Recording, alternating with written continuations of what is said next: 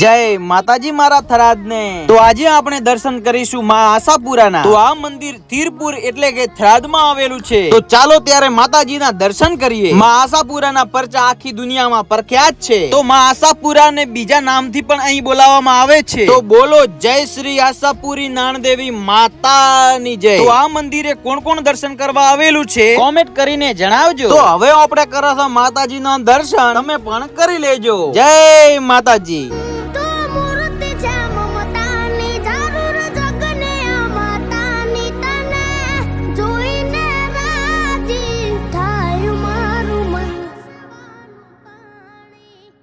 માડી તારા ખોળે માથું જાણે સ્વર્ગ જગનું આખું માડી